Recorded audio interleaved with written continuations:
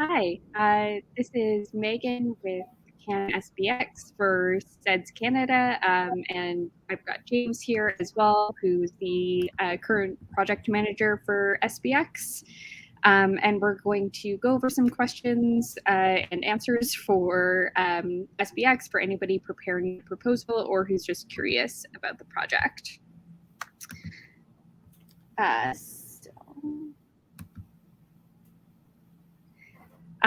Right, so SEDS-Canada is, our mission is to strengthen Canada's future in space by providing post-secondary students with opportunities to participate in unique projects, to give them networking opportunities, as well as professional development through our partnerships with Canadian governmental, industrial, and institutional space sectors.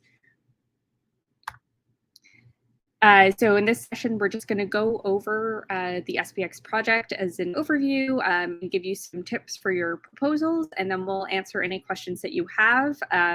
Please drop any questions into the chat and we'll answer them as they come up.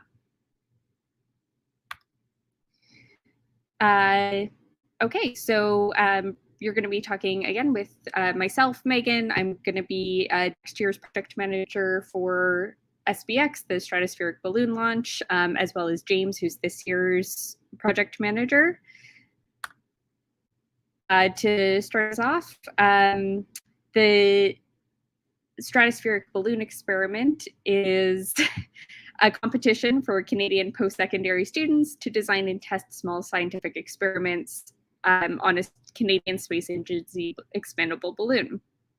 So this is a really great opportunity for students to not only design, build, and launch a project from start to finish, but also to work with the Canadian Space Agency and their technical teams and learn how they work, as well as learn how to operate and recover the mission.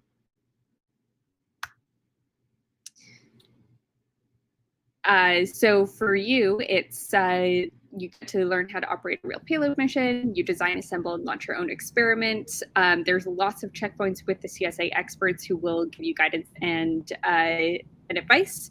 And then you'll also get experience in the whole project management process, as well as how to communicate your ideas and your projects and build outreach and networking connections.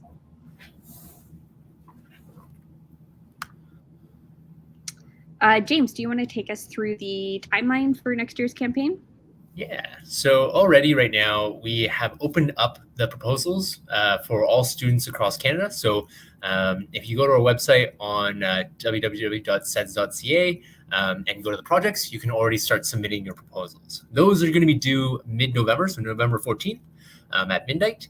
And then afterwards, we'll have about 2 weeks where we'll be reviewing all the proposals with the CSA and notify any teams that we've selected who want to go forward throughout the competition. Afterwards, once we've talked to every team that we've selected, there's sort of a couple of milestones throughout the next year leading up to our flight campaign, which is scheduled to be somewhere between late August and early September. And that will be decided partway through 2022 when we have a more better understanding of our launch window.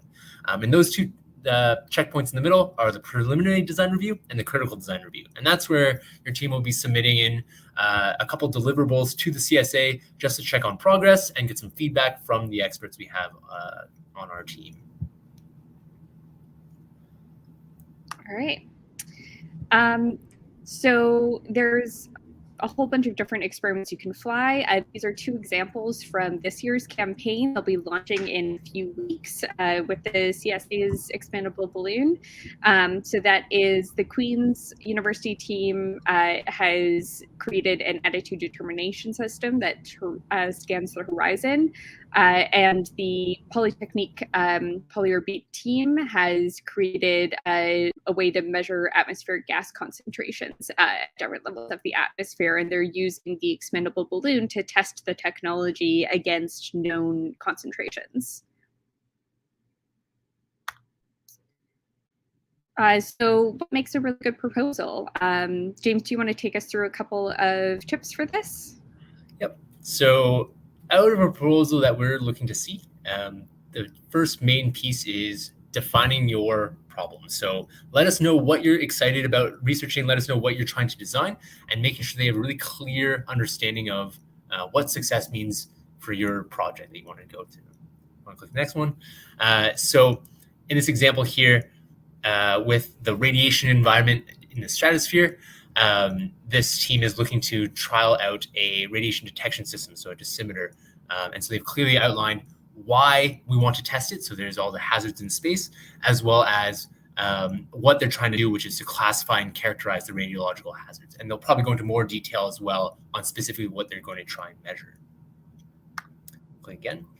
So next, it'd be describing your technical solution in detail. So now that we understand what you're trying to measure, how are you going to do it, and let us know what your design is looking like, what you're trying to do inside your experiment, and how you're going to achieve it. So example here, this is from our team, NUDOS in the past. This is their dosimeter instrument, and they've shown some diagrams detailing what are the technical components, and labeling what are they're actually setting up on the flight to test out. Click again. And I believe that this is the last one, is including any relevance to the CSA strategic plan. So right now, we're in a close partnership with the Canadian Space Agency to launch student payloads. And one of their main goals over the years has been to try and include as much student engagement as possible, as well as pursuing their own scientific goals. And so if your payload happens to also line up with the CSA's scientific goals for the next couple of years, that makes it even better and more enticing for the Canadian Space Agency to select you. And so, for example, here, this is their third departmental criteria, which is space information and technologies that improve the lives of Canadians. And so the NUDOS team that was testing their dosimeter is trying to reapply that technology over towards health monitoring and understanding how we can measure radiation in different sectors on Earth as well. And so that ties closely to the CSA's plans there.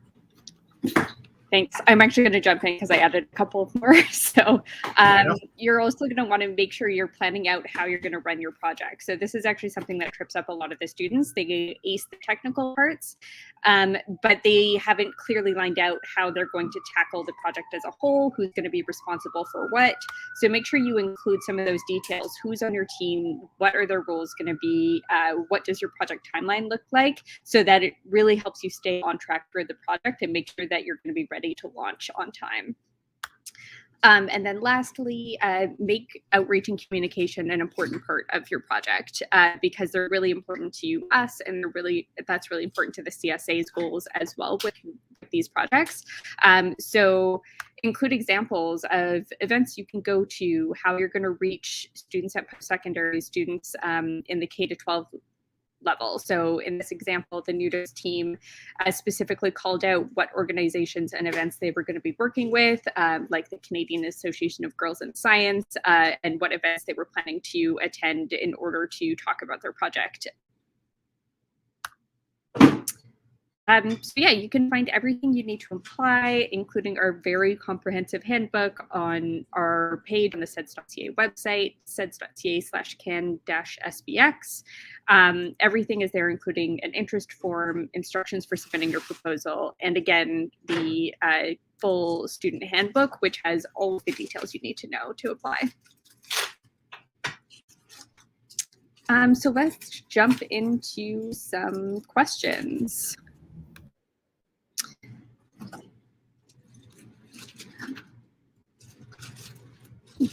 Let me pull up some.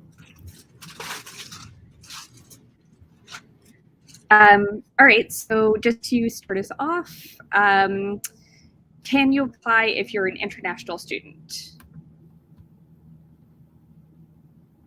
Yes, definitely. Anyone who's enrolled at a Canadian post-secondary can apply. So any student of any residency status, as long as you're attending a Canadian post-secondary, is eligible.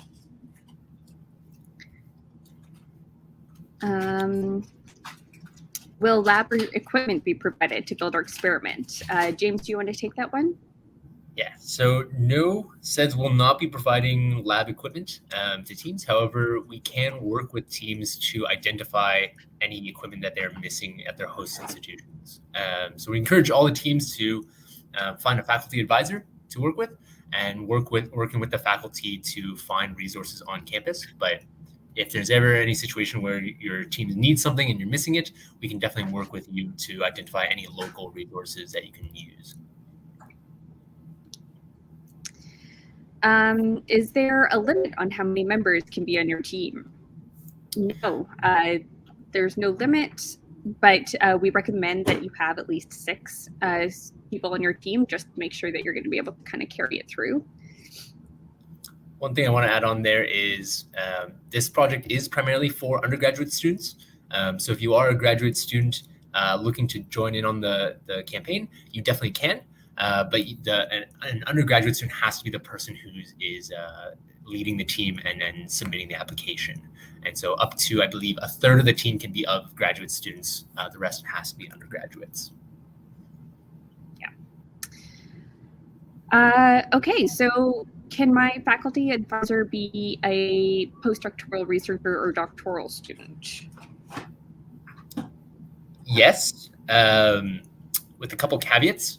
So your faculty advisor should, we definitely encourage your faculty advisor to be someone in the faculty because they'll have more resources that they can pull on and be able to give you more guidance.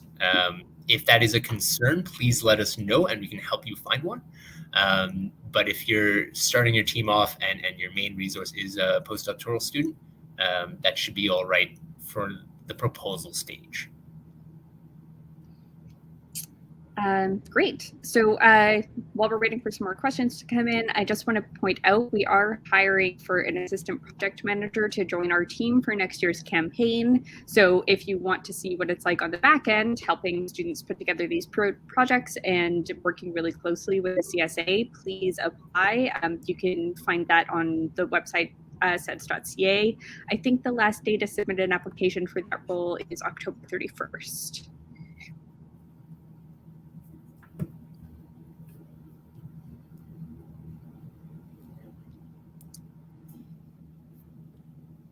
Okay. So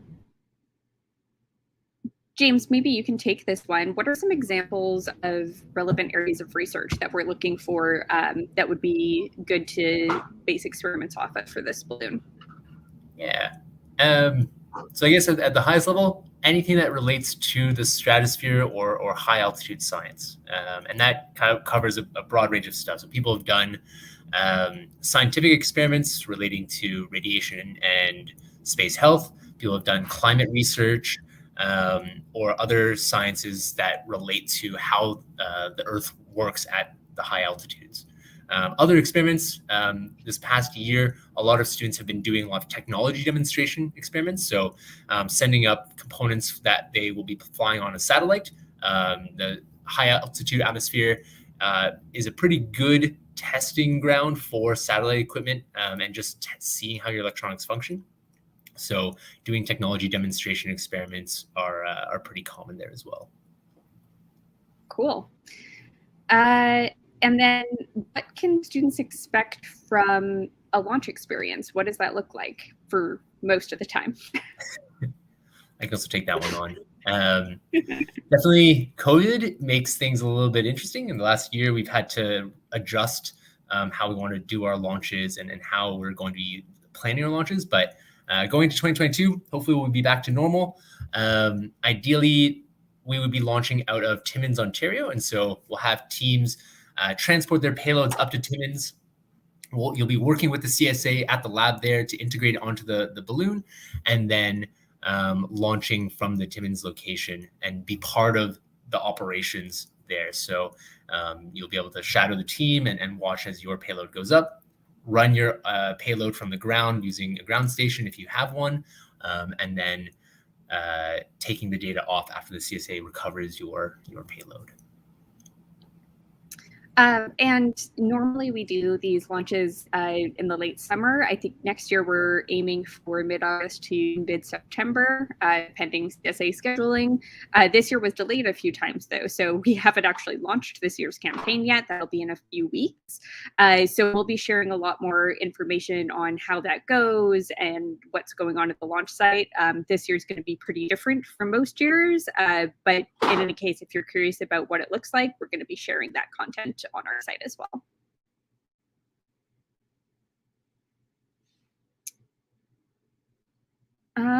Okay.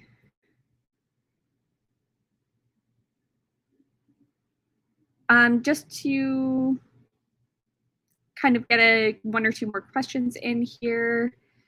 Who can I ask for help if you have a technical question related to your experiment design? For that, we're here.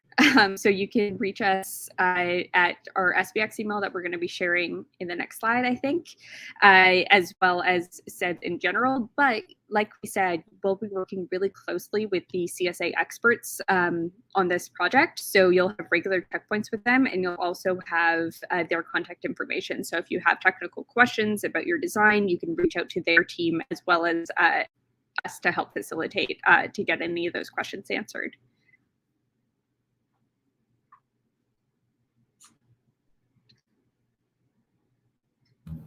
I don't know if we have any other questions. Give people a minute while we're waiting to see if anything else comes in. James, you've been project manager for this project for a couple of years. So what are some of your favorite parts about working on that? Ooh, definitely seeing all the different teams and all the different things that students are bringing. So the first set of teams with McMaster and Western doing very different designs. One was testing the dosimeter that was going to be going on a CUBE satellite, and another team was looking at nutrition degradation. So we're doing a technology demonstration, and then the other one was around space, human health and chemistry. So very different ends of the spectrum there. And then this year with Queens and Polytechnique Montreal, they were both doing technology demonstrations, but Queens was looking at making a brand new sensor that was all commercial off the shelf, whereas Polytechnique Montreal was designing a brand new gas sensor. So very different designs as well, very different types of applications that they were targeting too. But the fact that they were all being launched on balloon payloads was very exciting to see. Yeah, for sure. For me, I joined the team this past year. So I love seeing the solutions that the student teams come up with. They're often really creative and innovative, and seeing them sort of tackle really big scientific problems is amazing. I'm very excited to see the results in data from these teams and see what they come up with from their original proposals to their final data. And working with the CSA teams is really great as well, getting to see their perspective, getting it to tap into all of that technical expertise is fantastic.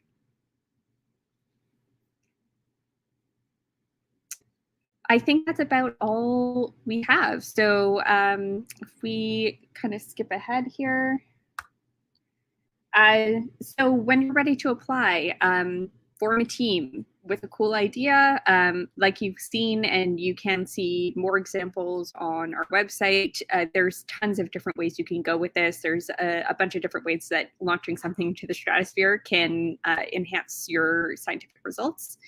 Find a faculty advisor at your school to help support you in the project. It can be really useful in terms of, well, it's not only required, but also it's amazing to have a faculty advisor to talk to about finding lab space, fundraising opportunities, and that sort of thing. They can really help guide you through that process. And then submit the best proposal or application you can. You can refer to the examples we've already included for what makes a good proposal, but definitely check out the handbook, which goes into way more detail about what you need to do.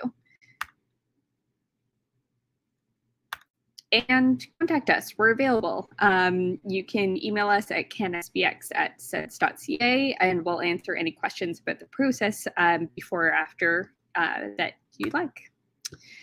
So again, submit your applications for SBX by November 14th, and then we'll be selecting and letting you know if you've gotten in for the experiment by November 29th. And if you're interested in the assistant project management role, the deadline for that is October 31st. All right. Thanks, everyone.